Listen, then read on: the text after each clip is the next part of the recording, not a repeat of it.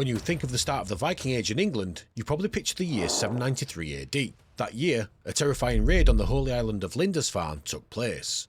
Monks were slaughtered, and treasures were stolen.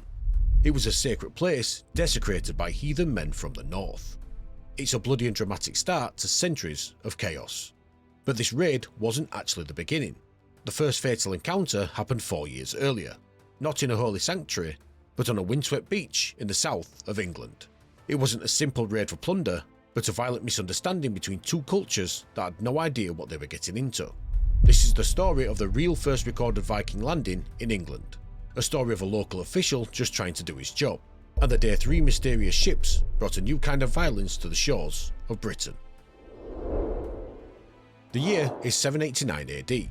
On the coast of Portland, in the Anglo-Saxon kingdom of Wessex, life is governed by the authority of the local lord and the laws of the king. Then 3 ships, sleek, fast and unfamiliar, appear on the horizon and reach the shore. These men don't look anything like the usual traders from Francia. The locals are wary, and word travels fast. The news reaches the nearby town of Dorset and a man by the name of Beaduheard. Now Beaduheard is the king's reeve. He is basically the king's local sheriff, tax collector and chief magistrate all rolled into one, so his job is to deal with situations like this. According to historical accounts, Beaduheard assumes these newcomers are merchants, but all foreign traders have to be registered and pay taxes to the king's town. That is the law. So he rides down to the harbour to enforce it. He confronts the strangers, admonishing them in an authoritative manner, and orders them to come with him to the royal estate. This is where everything starts to go wrong. These aren't ordinary merchants, and they don't recognise his authority. They don't care about the local king's laws. The demand isn't met with compliance, it's met with shocking violence. Beaduheard and his men are killed on the spot. So the first recorded victim of a Viking attack in England isn't a monk, it's a government official killed for simply doing his job. So Beaduheard and his men are now dead. But who were these men in the 3 ships that came ashore? Were they traders who were insulted by the reeve's demands, or were they ruthless pirates from the start? The truth is, for early Vikings, those weren't mutually exclusive job titles. Raiding and trading were 2 sides of the same coin, different strategies for the same goal, acquiring wealth and prestige. A crew might trade peacefully with a well-defended market town, then raid a poorly protected village or monastery a few miles down the coast. It all came down to what opportunity arose. These men came from a society driven by the need for land, resources and personal honour won through daring exploits. The incident at Portland was likely a trading expedition that turned sour. The Northmen probably intended to trade, but they came from a culture where disputes were settled between individuals, not by submitting to a state official. So when Beaduheard demanded they follow his orders, they saw it as a challenge. They responded with the tool they knew best: violence.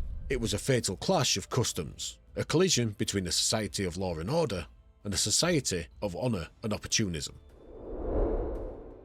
If the incident at Portland happened first, why does everyone remember the raid at Lindisfarne in 793 AD?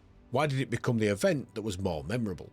Firstly, whether we like it or not, the raid at Lindisfarne is a more dramatic story, but the answer mainly comes down to 2 things: the target and the storyteller. Portland was a secular conflict, a deadly argument over custom duties.